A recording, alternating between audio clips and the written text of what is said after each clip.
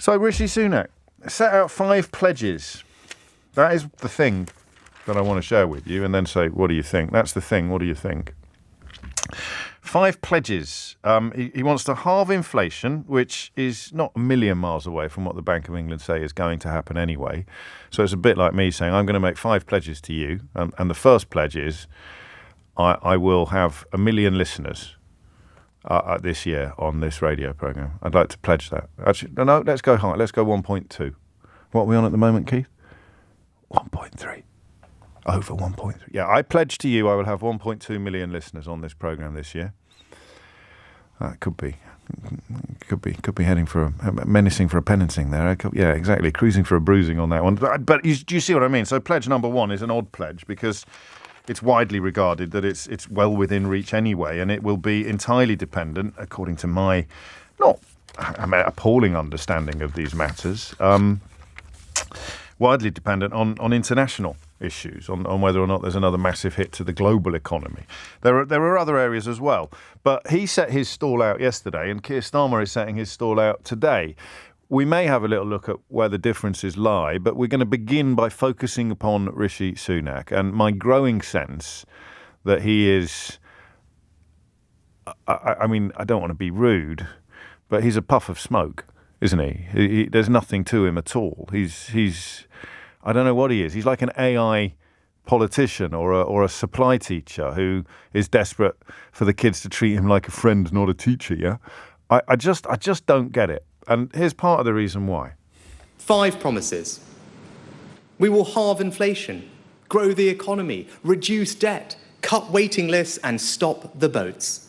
Those are the people's priorities. They are your government's priorities, and we will either have achieved them or not. No tricks, no ambiguity. We're either delivering for you or we're not. We will rebuild trust in politics through action or not at all.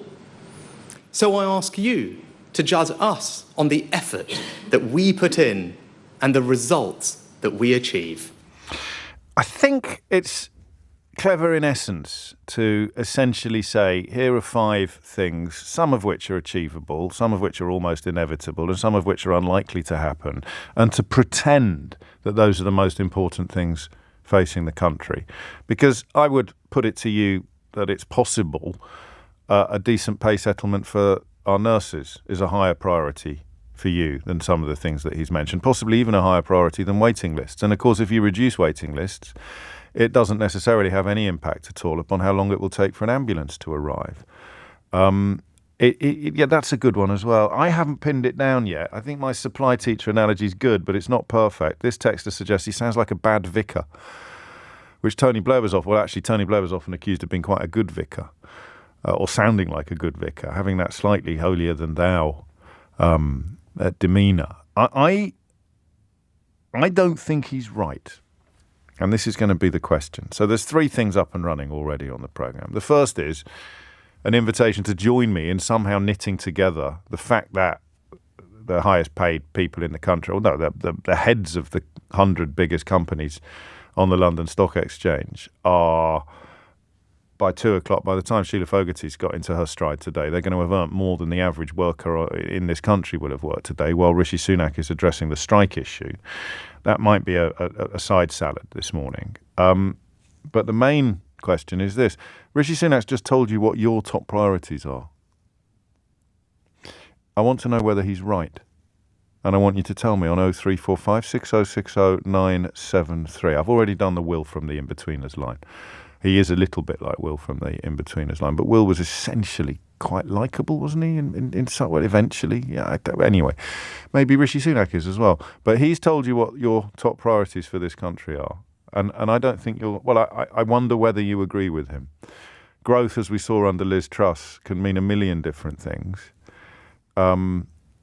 Inflation is something that the Bank of England has already suggested is likely to plummet this year, and that, as I've mentioned, is going to be dependent largely on global matters and global factors. So not a great deal, especially with an independent Bank of England, there's not a great deal that Rishi Sunak can do about that. So that looks to me like lining up a lap of honour for essentially observing the rules of gravity We'll look at the other stuff. The boats, I'm interested in the boats, but I mean, you could stop the boats coming right now. You just open a processing centre in Calais, like the French have invited and offered on many, many occasions. But the problem with that is that the Conservatives know that lots of applications would be accepted.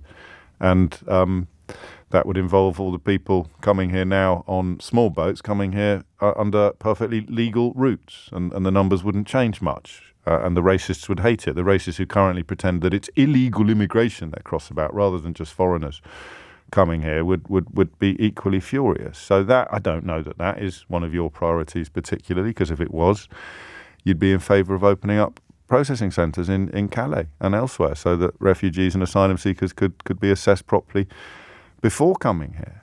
And we'll have a look at the others as well. But there it is. Rishi Sunak has decided what your top priorities are. He has spoken. He has handed down his judgment. He's come down from the mountain with the tablets of stone.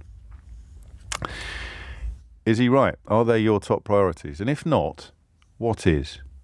Hit the numbers now. You will get through. 0345 6060 973. And prove me wrong as well, because I haven't offered up a particularly pungent opinion, which historically means you're less likely to ring me.